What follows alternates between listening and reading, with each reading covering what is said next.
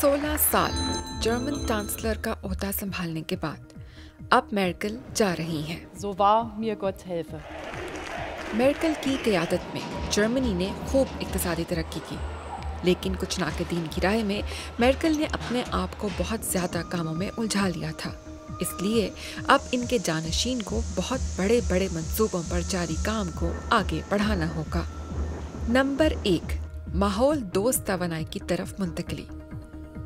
मेर्केल के दौर में जर्मनी ने जोहरी तवानाई के इस्तेमाल को कम करना शुरू कर दिया। Fukushima hat meine Haltung zur Kernenergie verändert. लेकिन जर्मनी में कोयले से हासिल शुदा तवानाई का इस्तेमाल भी तेजी से कम हो रहा है। यूरोप की इस इक़्तिसादी ताकत को तहफ़्फ़ुज़े माहौल के पेरिस मुआहदे के तहत कार्बन डाइऑक्साइड के इखराज को तेजी से कम करना है।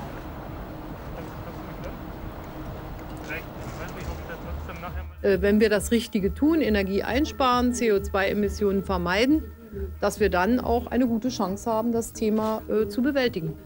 लेकिन जर्मनी में पवन चक्कियों और शमसी तवानाई के मंसूबे सुस्त रवि का शिकार हैं। तवानाई के मुतबादिल ज़राए जर्मनी की तवानाई की सिर्फ निस्फ ज़रूरियात को पूरा करते हैं। बाकी ज़रूरत तेल और जोहरी प्लांट्स के ज़रिए पूरी होती है। मेर्केल के जानशीन को तवानाई के मुतबादिल ज़राए या ग्रीन एनर्जी की शरह को बढ़ाना होगा। जर्मनी में बिजली की मांग में इजाफा हो रहा है। इसकी एक वजह इलेक्ट्रिक गाड़ियों की मांग में इजाफा है। मेर्केल के जानशीन पर दूसरी बड़ी जिम्मेदारी डिजिटलाइजेशन है।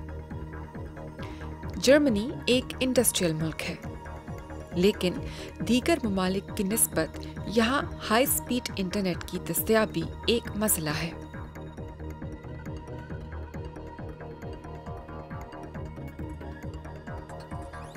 मुल्क का ब्रॉडबैंड स्ट्रक्चर कमजोर है।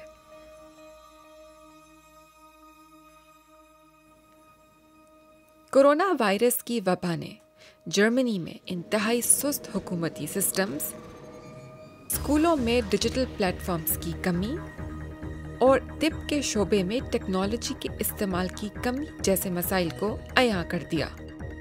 और तीसरी बड़ी जिम्मेदारी होगी मुल्की बुनियादी ढांचे को बेहतर करना। जर्मनी की बेशतर सड़कें, रेलवे ट्रैक्स और पुल बहुत पुराने हैं और इन्हें मुरम्मत की ज़रूरत है। सन 2021 में सिर्फ रोड नेटवर्क की मुरम्मत करने के लिए 4.5 अरब यूरो दरकार होंगे। रेल नेटवर्क को माहौल दोस्त बनाना होगा। आलमी सतह पर इंफ्रास्ट्रक्चर के हिसाब से जर्मनी 8वें नंबर पर है। लिहाजा नई हुकूमत को बहुत ज़्यादा रकम की सरमायाकारी करना होगी। Ich werde mal eine Pause einlegen, wo ich nachdenke, was mich so eigentlich interessiert. Denn in den letzten 16 Jahren habe ich dazu wenig Zeit gehabt. Dann schauen wir mal, wo ich auftauche.